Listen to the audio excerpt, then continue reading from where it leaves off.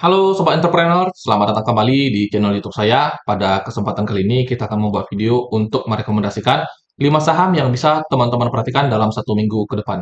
Namun sebelum kita sampai ke topik pembahasan, saya ingin ingatkan kembali kepada teman-teman semua, bagi teman-teman yang belum punya akun Mira Aset Sekuritas dan ingin bergabung bersama kita di channel WhatsApp kita, teman-teman boleh klik link yang akan kita sertakan di deskripsi. Nanti ketika teman-teman klik link tersebut, teman-teman akan langsung berkomunikasi dengan saya dan saya akan pandu teman-teman bagaimana caranya untuk membuka akun Mirai Aset Sekuritas. Nah, nanti benefit yang akan teman-teman dapatkan ketika teman-teman itu buka akun Mirai Aset under kita, teman-teman tuh akan kita masukkan ke dalam 2 grup, di mana 2 grup ini bisa menjadi sebuah fasilitas untuk teman-teman mendapatkan informasi, entah itu berita yang up to date, laporan keuangan yang up to date, atau juga saham-saham yang menarik untuk kita tradingkan, atau bahkan sampai kita investasikan dalam jangka yang lebih panjang. Nah, ini grup satu arah. Jadi biasanya di grup satu arah ini adalah tempat yang dimana saya yang sering men-sharingkan segala macam informasi. Entah itu saham yang menarik, entah itu berita-berita yang penting untuk kita cermati atau kita baca gitu ya. Nah, ini grup dua arah. Jadi grup dua arah ini biasanya tempat kita untuk saling berdiskusi, tempat kita bisa saling sharing, dan juga tempat kita bisa saling bertukar pikiran, teman-teman. Jadi ini adalah grup yang dimana nanti teman-teman bisa dapatkan ketika teman-teman buka akun Mirai Aset Sekuritas under kita. Jadi untuk informasi lebih lanjut, nanti teman-teman klik aja linknya dan kita akan berikan informasi apa aja yang teman-teman butuhkan gitu. Nah, kita di sini akan forecasting untuk pergerakan indeks IHSG. Jadi sebelumnya kita udah pernah forecast pergerakan indeks IHSG kita di Instagram. Jadi mungkin teman-teman yang berteman dengan kita di Instagram, saya udah pernah forecast pergerakan indeks kita akan seperti apa di masa mendatang. Karena di tahun 2018 kemarin kita pernah mengalami trade war pertama yang bagaimana behavior market biasanya terbentuk, teman-teman. Jadi ketika kita udah pernah mengalami behavior market trade war pertama, jadi kita bisa mencoba membuat sebuah asumsi di mana sih area bottoming untuk pergerakan indeks IHSG kita gitu. Apakah pergerakan indeks IHSG kita ini menjadi sebuah ketakutan atau justru menjadi sebuah opportunity bagi kita yang mungkin ingin mencoba mencari saham yang valuasi di harga lebih murah. Karena kalau nggak karena trade war, kalau nggak karena tingkah Donald Trump, tentu saham-saham yang valuasi murah nggak akan mungkin berada di harga saat ini, teman-teman ya. Jadi misalnya ada BBRI, BBCA, Mandiri. Saya rasa kalau nggak ada namanya trade war, tentu BBRI itu tidak akan mungkin menyentuh di bawah 4.000 gitu. Jadi sebenarnya kalau saya lihat ini menjadi sebuah kesempatan yang bagus bagi teman-teman yang ingin mengoleksi saham-saham yang berfundamental bagus dan di harga yang bagus gitu. Nah, mungkin sekarang yang menjadi tantangan kita adalah makroekonomi kita secara domestik ya. Jadi teman-teman tahu sendiri domestik kita itu seperti apa tantangannya, sangat berat di tahun 2025 ini teman-teman. Jadi pertumbuhan growth GDP kita bahkan diprediksi di bawah 5%. Nah, kita lihat nanti di akhir tahun akan seperti apa. Kalau kita lihat memang sebenarnya bisa 5% aja udah syukur ya. Tapi sih kita cukup pesimis, teman-teman. Apakah GDP kita bisa di atas 5% di tahun ini? Kalau kita sih berharapnya tuh bisa BEP aja, break even point seperti tahun-tahun sebelumnya itu jauh lebih baik gitu. Tapi bahkan Bank Dunia, IMF sendiri sudah memforecast negara kita itu ekonominya sekitar 4,7% di tahun ini. Nah, saya rasa sih sebenarnya market sudah mengapresiasi. Jadi kalau seandainya nanti di kemudian hari terjadi penurunan di IHSG, saya rasa itu menjadi sebuah kesempatan yang menarik untuk teman-teman bisa lakukan buy out weakness di saham-saham yang berfundamental murah gitu ya. Nah, kalau saya punya forecast di Instagram, saya udah katakan bahwa ini menjadi yang namanya bottoming, teman-teman. Ini menjadi bottoming untuk IHSG kita. Jadi kecil kemungkinan untuk market kita membuat lower low baru gitu. Jadi seperti yang saya sampaikan ketika terjadi sebuah koreksi di bulan Mei ini, teman-teman bisa manfaatkan mencari saham-saham mana yang menarik dan teman-teman bisa simpan di dalam portofolio. Kalau kita ambil minor trendnya sebenarnya ini udah mulai impulsif, pergerakannya lebih positif. Tapi kalau kita perhatikan candlestick-nya ini, dia udah mulai cukup berat untuk rally lebih tinggi, teman-teman. Dan kalau kita lihat di sini memang ada area resisten yang dimana ini seharusnya menjadi area pantulan dia untuk mengalami namanya koreksi gitu ya. Nah, kita punya forecast tidaknya IHSG itu turun di area yang kita tandakan, yaitu di area hijau ya. Ini kita ganti jadi warna merah karena kita buat aja merah itu menjadi area resisten dia. Nah, jadi kalau beberapa waktu kemudian terjadi namanya koreksi di market kita, teman-teman mulai bisa tuh mencari saham-saham apa aja yang cukup menarik kita perhatikan di dalam valuasinya gitu ya. Dan ibaratnya kalau kita punya ilustrasi ya, seorang pelari ketika dia sudah berlari terlalu kencang, dia butuh istirahat untuk menambah jarak tempuhnya, teman-teman. Jadi kita juga sama melihat IHSG ini juga dia udah rally cukup signifikan. Kalau kita perhatikan udah 15% rally-nya gitu. Jadi wajar aja nanti di kemudian harinya terjadi namanya koreksi di market kita. Apalagi ini kita memasuki bulan Mei yang dimana ada namanya stigma stigma sell in May and go away, dan itu stigmanya itu bukan sembarangan. Kalau teman-teman coba tarik data 5 sampai 10 tahun terakhir, tentu di bulan Mei itu biasanya ada namanya volatilitas terjadi koreksi harga gitu. Jadi tinggal teman-teman yang punya pengalaman di market bagaimana, apakah teman-teman bisa memanfaatkan terjadinya volatilitas itu untuk mendapatkan saham-saham yang murah gitu ya.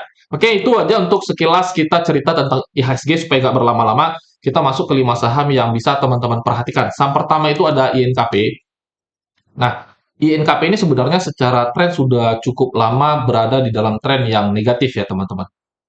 Nah, kalau kita lihat di sini, dia sebenarnya secara majority trend dia masih berada di dalam tren yang negatif, tapi kalau kita coba lihat di dalam time frame yang lebih kecil atau di dalam tren yang lebih kecil, kita menemukan bahwa INKP ini sudah tidak membuat lower low baru. Nah, ini sebenarnya terjadi sebuah namanya fake out. Kalau kita lihat di sini, ini namanya fake out ketika trade war diumumkan ya. Nah, itu terjadi sebuah fake out, tapi overall dia sebenarnya masih membentuk sebuah konsolidasi nih. Nah, INKP kemarin telah merilis laporan keuangan Q1, jadi saya rasa sih it's okay ya. Laporan keuangannya juga saya rasa masih not bad lah. Jadi saya rasa untuk INKP sendiri ada potensi dia mengalami namanya technical rebound, teman-teman. Jadi bagi teman-teman yang ingin coba trading buy di saham INKP, saya rasa cukup menarik untuk teman-teman pertimbangkan. Nah, cut loss cukup di bawah 5150, jadi cut loss-nya kurang lebih kita katakan sekitar 5% ya. Itu adalah area batasan cut loss kita. Target kita langsung kita buat di 6.200 teman-teman. Jadi rasionya juga 1:3. Saya rasa ini cukup menarik untuk teman-teman trading kan di saham INKP. Nah, nanti kalau seandainya structure barunya terbentuk, baru kita akan melakukan namanya adjustment. Selagi trennya seperti ini, plan awal yang kita lakukan adalah seperti yang kita forecast di video ini ya teman-teman. Selanjutnya ada Bumi. Bumi ini juga saya rasa masih cukup menarik secara structure market. Kalau kita lihat dia telah merusak trend bearish-nya nih. Nah, kita tarik channelnya seperti ini kurang lebih. Oke, nah saya perbaiki dulu gambarnya. Nah, dia telah breakout, dia telah merusak structure market negatifnya, terjadi sebuah penetrasi, harga impulsif mulai ke atas. Kita lihat di sini dia tetap bertahan di atas 104, tandanya kita jadikan itu menjadi area support dia.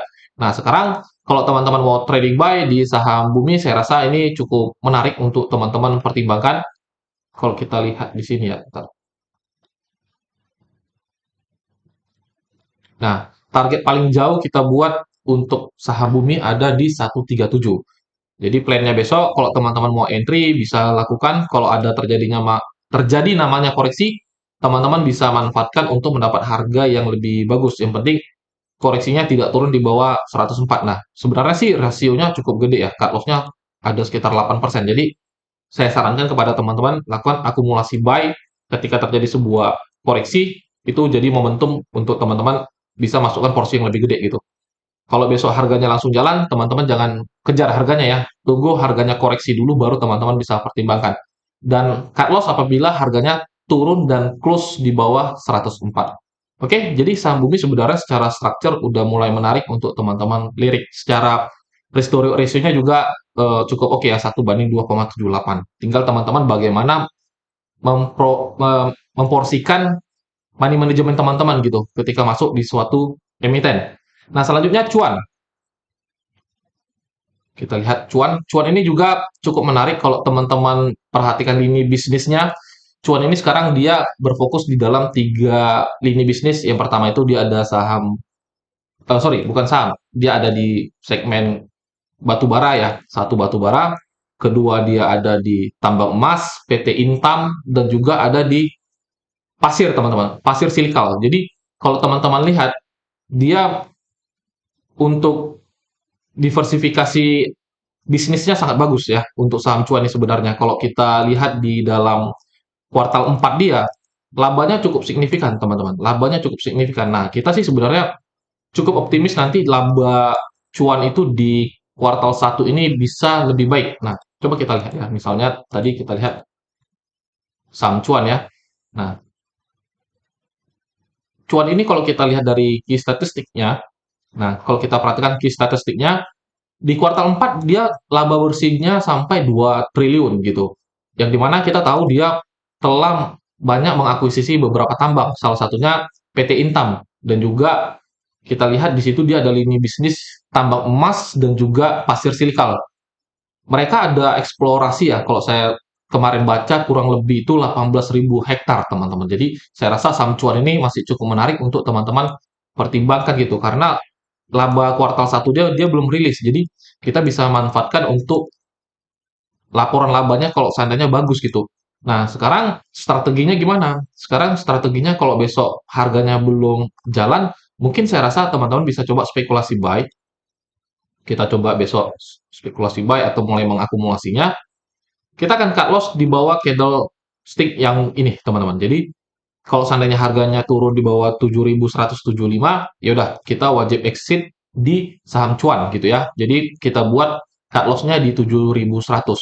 Kita lihat TP1-nya mungkin kita ambil 1 banding 1,7, jadi take profit satu kita tuh di 8.700 aja ya, 8.700. TP2 mungkin teman-teman kalau optimis bisa letak di langsung 10.000, teman-teman. Jadi saya rasa sih ini cuan masih cukup menarik untuk teman-teman pertimbangkan. Kita buat gini ya. TP1 ada di 8.700.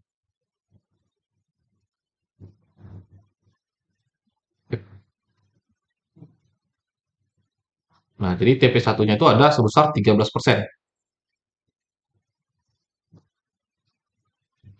Oke, ini untuk cuan. Teman-teman bisa perhatikan trading plan-nya. Apalagi secara structure market, saham ini cukup menarik untuk teman-teman pertimbangkan. Selanjutnya ada Avia ya. Nah, Avia ini juga cukup oke.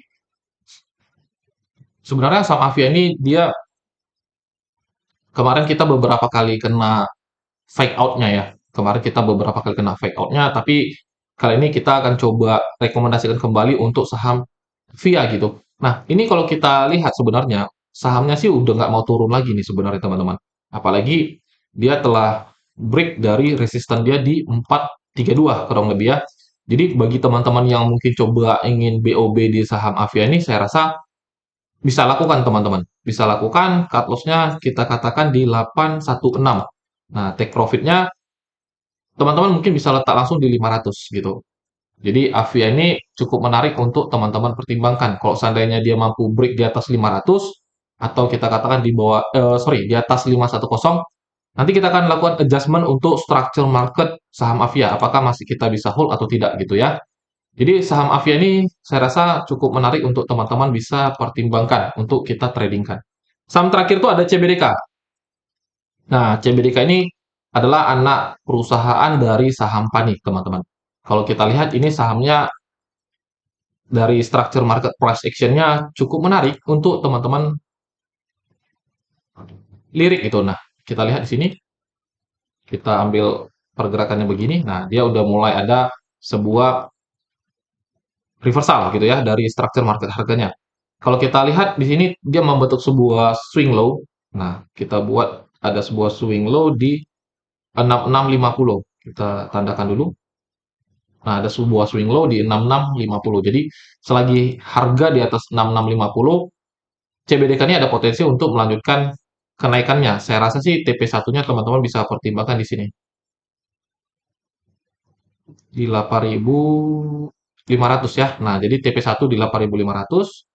Kayaknya TP langsung aja deh. Karena TP-nya juga langsung gede ya. TP, oh sorry, kita buat begini aja.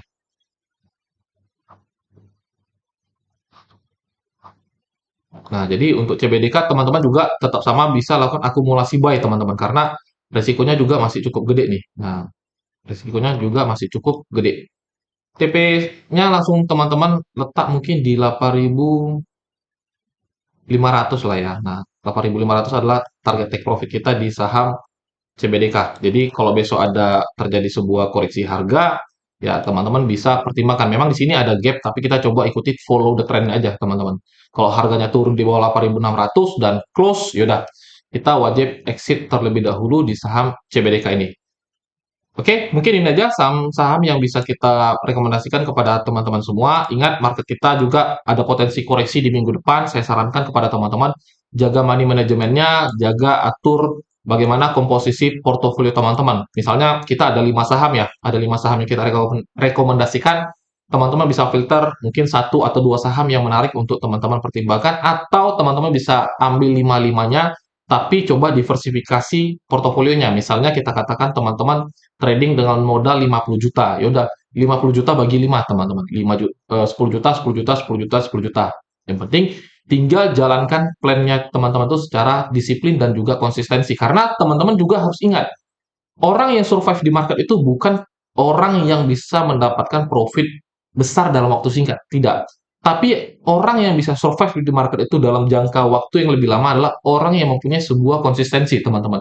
Lebih baik kita mendapatkan sebuah profit yang ideal, tapi dia berkesinambungan, tapi dia konsistensi, daripada teman-teman hari ini dapat jackpot, mungkin dapatnya 100 juta, tapi besok loss-nya 200 juta. Itu tidak sehat secara psikologi teman-teman gitu. Yang kita butuhkan adalah sebuah disiplin dan juga sebuah konsistensi. Jadi, jangan jadikan trading itu seperti judi, teman-teman ya. Karena kita memang trading, tapi teman-teman juga harus ngerti bagaimana cara seorang profesional untuk mengelola asetnya, teman-teman. Teman-teman harus bisa jaga drawdown teman-teman, teman-teman juga harus bisa jaga risk teman-teman gitu. Oke, mungkin sampai di sini aja videonya. Jadi bagi teman-teman yang ingin diskusi kita lebih lama, teman-teman boleh buka akun Mirai Aset. Nanti kita akan diskusi di grup dengan lebih luas gitu. Mungkin sampai di sini aja. Sampai jumpa di video-video selanjutnya. Salam entrepreneur.